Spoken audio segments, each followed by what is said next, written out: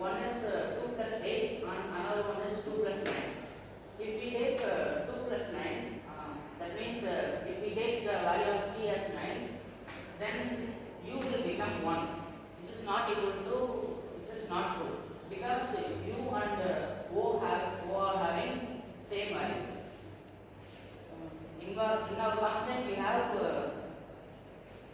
that no values, every value should have unique value. Therefore this is not true. Then g is not equal to 9 and therefore g must be equal to 8. This is how we have to find the values of all the variables. Then this is our second problem. Send plus money equal to more. Send plus more equal to money. Here also we are having carry. Therefore m must be equal to 0. M must be equal to 1.